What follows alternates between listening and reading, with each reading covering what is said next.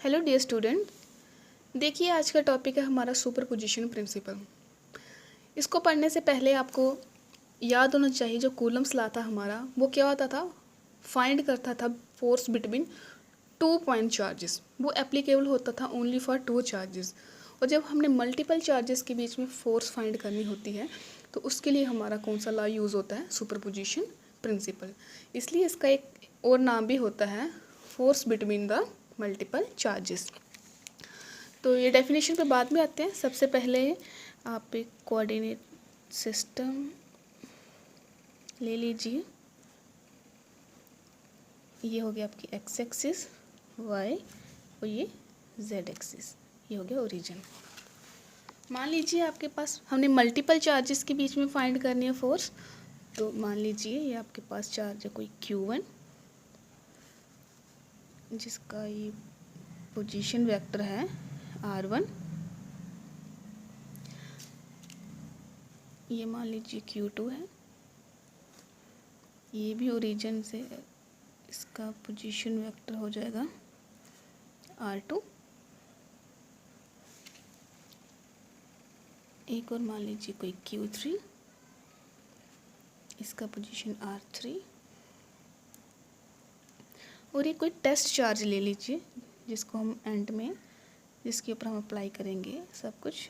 ये हो गया Q0, इसका जो पोजीशन वेक्टर है उसको आप मान लीजिए R0। वहाँ पे क्या था कूलम्स लॉ में, हम एक चार्ज के ऊपर दूसरे चार्ज की वजह से क्या फोर्स अप्लाई हो रही है उसको हम निकाल रहे थे। यहाँ पे मान लीजिए आप एक चार्ज कंसीडर कर लो Q0, इसके ऊपर क्या इफेक्ट पड़ रहा है सभी चार्जेस का, उसकी फोर्स निकालेंगे। फॉर एग्जांपल Q0 पे जब Q1 रिपेल करे या अट्रैक्ट करेगा, तो मैंने आपको पहले भी जब वेक्टर फॉर्म निकाली थी हमने कूलम्स लॉ की, मैंने आपको समझाया था जब हम फोर्स लगाते हैं तो हमेशा कैसे आती है, Q0 पे, तो नॉट पे अप्लाई हो रही है किसकी वजह से, 1 की वजह से। तो ऐसे लिखेंगे, ठीक है। और उस केस में जो आपका जो डिस्टेंस आता है जिसको हम पोजीशन वेक्टर बोलते हैं, जो डिस्टेंस आएगा वो क्या आएगा आपका, वो मैंने समझाया था। यहाँ पे ज़्यादा करेंगे तो अच्छा नहीं लगेगा, हम यहाँ पे ही बाद में जब कैलकुलेशन करेंगे तब निकालेंगे। फ़िलहाल आप इसका देख लीजिए, जो Q2 है मान लीजिए ये भी इसके ऊपर फोर्स अप्लाई कर रहा है, तो ये फोर्स इस तरफ आ गई। तो ये कौन सी फोर्स आ गई, F0 पे लग रही है 2 की वजह से। सिमिलरली 3 का भी लगा लीजिए, तो 3 का कैसे आएगा आपका, ऐसे अपवर्ड। तो फोर्स 0 पे लग रही है 3 की वजह से, ठीक है। तो अब हम इसको क्या करेंगे, एक्सप्लेन करेंगे, इसको समझाएंगे। जो हमने ये यहाँ जो भी कंसीडर किया ये सब हम यहाँ पे लिखेंगे। मान लीजिए लेट कीजिए आपने क्या लिया था, Q1 Q2 Q3 Q0 जो भी था आपका, सो ऑन। हम मान लीजिए आपके पास n नंबर ऑफ चार्जेस हैं, Qn with the number of point charges and ये जो आपका है R1 R2 ये क्या है, position vectors, and R1 R2 R3 so on up to Rn v their position vectors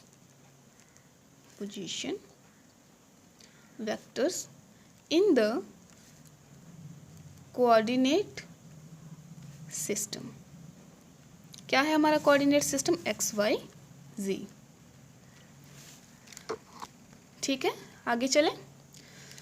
अब हम यही फाइंड करेंगे कि क्या इफेक्ट हो रहा है फोर्स का चार्जेस के ऊपर। तो सबसे पहले लिखिए अबाउट F1। F1 क्या है, फोर्स हो रही है Q1 पे अदर चार्जेस की वजह से। ऐसे हम F2 निकालेंगे जो Q2 पे अप्लाई होगी अदर चार्जेस की वजह से। ऐसे हम सो ऑन जब एंड तक जाएंगे तो हम उसको कंक्लूड कर देंगे Q0 के बीच में, ठीक है। तो पहले निकाल लीजिए अबाउट F1। तो F1 क्या है आपका, टोटल फोर्स निकालेंगे हम। टोटल फोर्स है जिसको हम क्या बोल रहे हैं, F1 वेक्टर ऑन चार्ज किस चार्ज पे हम निकाल रहे हैं, Q1 के ऊपर। मान लीजिए Q1 के ऊपर टोटल फोर्स है F1, किसकी वजह से लग रही है, due to all other charges जो आपने कंसिडर किए होंगे, due to all other charges is. देखिए स्टूडेंट, हम यहाँ पे क्या निकालने वाले हैं, टोटल फोर्स निकालने वाले F1 जो किस पे लग रही है, Q1 चार्ज पे due to all other charges. तो उसके लिए आप इसकी डेफिनेशन देख लीजिए। सुपरपोजिशन प्रिंसिपल बोलता क्या है, जब भी हम टोटल फोर्स निकालेंगे किसी गिवन चार्ज के ऊपर, वो क्या आएगी, वो वेक्टर सम हो जाएगी all other forces exerted on that charge due to other charges. आप निकाल रहे हो F1 force on charge Q1, तो Q1 पे कौन कौन अप्लाई करेगा, 1 पे लग रही है 2 की वजह से, प्लस 1 पे लग रही है 3 की वजह से, प्लस 1 पे लग रही है 4 की वजह से, ऐसे ही सो ऑन आप इसको nth तक ले जा सकते हो, 1 पे लग रही है n की वजह से। Is it clear? अब हम क्या करेंगे, अप्लाई कर देंगे यहाँ पे कूलम्स लॉ।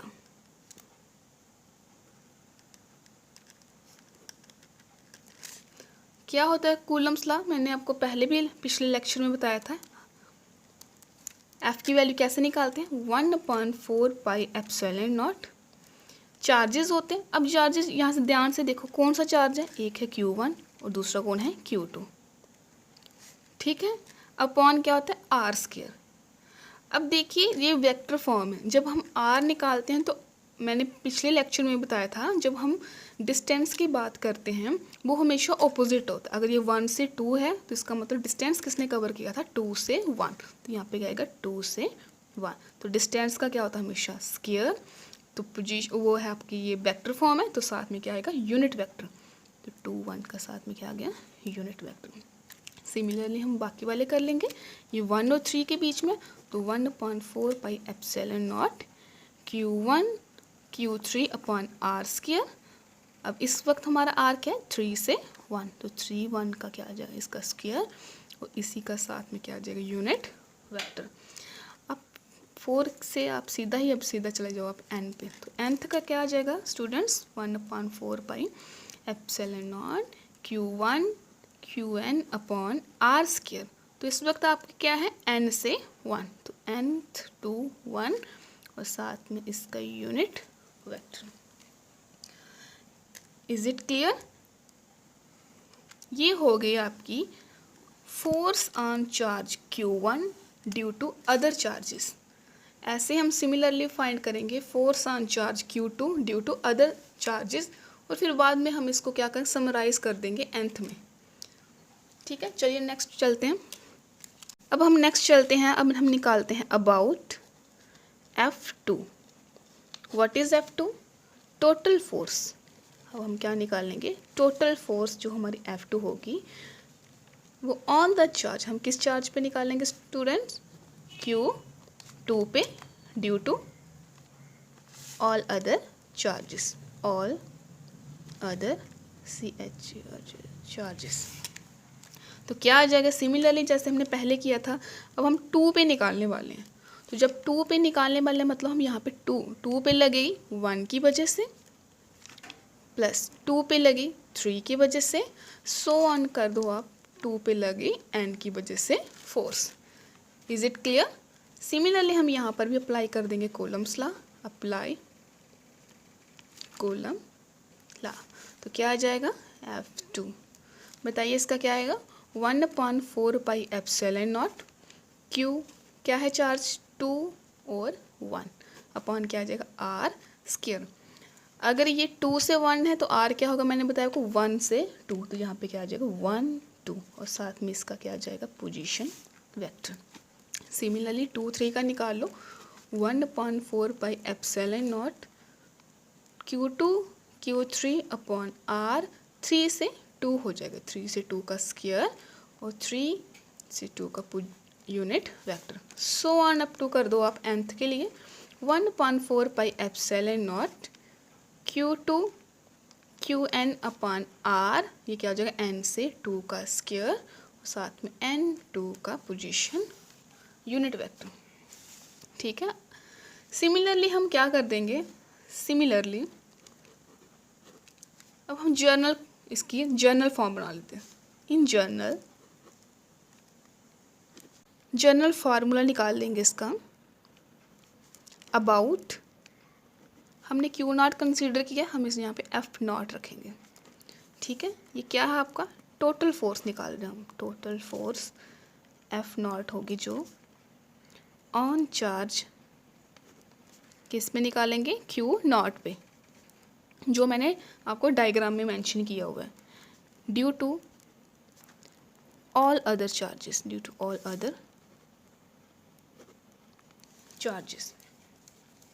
तो क्या आ जाएगा स्टूडेंट, F0 F0 सॉरी, क्या आएगा, क्यू नॉट जो था F0 1 की वजह से, force on charge Q not 2 की वजह से, force on charge Q not पे Q3 की वजह से, ऐसे ही अप टू n की वजह से। तो यहाँ पर आप सिंपली अप्लाई कर दो कूलम्स लॉ। तो क्या आ जाएगा स्टूडेंट, पुट कीजिए वैल्यू 1/4 पाई एप्सिलॉन नॉट। अब आपको पता हर जगह 1/4 पाई एप्सिलॉन नॉट आ रहा है, तो मैं इसको कॉमन ले लूँ यहाँ पे, थोड़ा सा शॉर्टकट हो जाएगा। हर जगह आ रहा है तो क्या बचा यहाँ पे बताइए, Q not Q1 upon are हमेशा क्या होता है, उल्टा आता है, 1 से 0 का स्केल और 1 से 0 का यूनिट वेक्टर,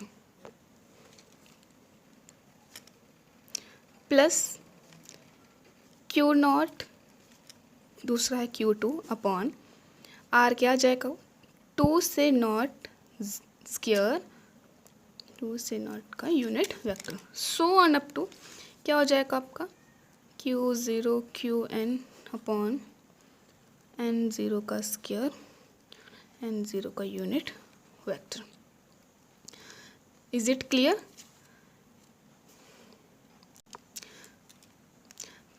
चलिए स्टूडेंट्स, यहाँ से आपको क्या दिख रहा है, 1/4 pi epsilon naught, q naught हर जगह है तो क्यू नॉट को भी हम क्या कर लेंगे, कॉमन बाहर निकाल लेंगे। ये एक मैथ का कंसेप्ट आपने पढ़ा होगा, जब भी हम किसी टर्म्स में जो सीरीज़ होती है उसमें अगर समीशन हो रहा है, सम हो रहा है, तो हम उसके लिए सिंबल यूज़ करते हैं इसको क्या बोलते हैं, समीशन। अब देखिए चेंजेस किस किस में आ रही हैं, यहाँ पे Q1 है, Q2 है, Q3 होगा, 4 होगा, ऐसे Qn तक जा रहा है।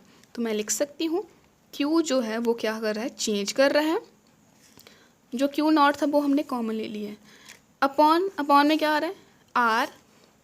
अब देखो यहाँ पे 1 है, 2 है, n है, तो मतलब R यहाँ पर भी चेंज कर रहा है और नेक्स्ट आगे क्या है 0, तो वहाँ पे चेंज नहीं कर रहा, इसलिए मतलब R का स्क्वायर जो चेंजेस करिए उसको हम एक वैल्यू में डाल देते हैं I से। तो कहाँ से चेंज हो रहा है, 1 से n तक, तो मैं लिखें I इज इक्वल्स टू 1 से n तक चेंज हो रही है, तो Q के साथ क्या आ जाएगा I। सिमिलरली R के स्टार्टिंग में क्या आएगा I, जो 1 2 3 ऐसे होगा, और आगे क्या है 0। क्लियर? ठीक है, चलिए आगे चलते हैं। मल्टीप्लाई एंड डिवाइड कर लीजिए, multiply and divide above equations right hand side by यही RI0। ठीक है, हम मल्टीप्लाई एंड डिवाइड कर देंगे इस इक्वेशन के राइट हैंड साइड को RI0 से, तो क्या आ जाएगा F0 Q0 upon 4 pi epsilon naught summation I goes to from 1 to n QI upon RI0 का स्क्वायर, मल्टीप्लाई कीजिए और डिवाइड भी कीजिए इसको, और साथ में यहाँ पे क्या आ रहा है RI0 का यूनिट वेक्टर। ठीक है, तो यहाँ से क्या हुआ, 4 pi epsilon naught summation I goes to from 1 to n QI। देखिए ये 2 टाइम्स था, सेम है, तो ये कितने टाइम हो गया मल्टीप्लाई होके, 3 टाइम्स। अब यहाँ पे एक कंसेप्ट है मैथ का, आपको एक फॉर्मूला याद होना चाहिए। जब भी हम A और उसके यूनिट वेक्टर की मल्टीप्लाई करते हैं तो हमारे पास हमेशा क्या आता है, वेक्टर फॉर्म। ठीक है, तो जब हम देखिए ये क्या है, सिंपल फॉर्म है, इसके साथ किसकी मल्टीप्लाई हो रही है, यूनिट वेक्टर की, तो हमारे पास क्या आता है, उसकी वेक्टर फॉर्म। तो यहाँ पे क्या आ जाएगा, RI0 की क्या आ जाएगी आपके पास, vector form. Is it clear? ठीक है, अब देखते हैं अगर हम इसको पोजीशन वेक्टर की फॉर्म में लिखेंगे सारी टर्म्स को, तो फिर ये कैसे,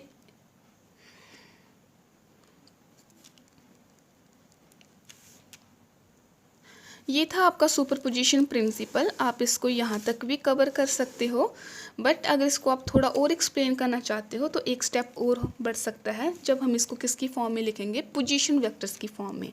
तो इन टर्म्स ऑफ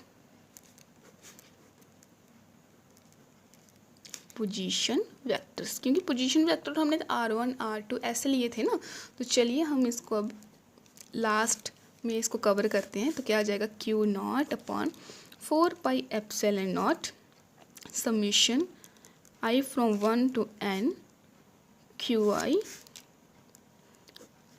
जब भी हम वेक्टर्स की फॉर्म में कन्वर्ट करने की कोशिश करते हैं तो क्या आता है, second term minus first term. तो सेकेंड टर्म में क्या है, यहाँ पे नॉट है, यहाँ पे क्या आएगा, R0 vector minus RI vector. Similarly यहाँ पे क्या आ जाएगा, R0 vector minus RI vector. ये मैंने मॉड में क्यों लिखा, क्योंकि इसके ऊपर पोजीशन, उसके ऊपर कोई भी वेक्टर टर्म नहीं दी, तभी इसको मैंने मॉड में किया। और ये कितने टाइम है, 3 है ऊपर पावर, तो यहाँ पे क्या आ जाएगा, क्यूब।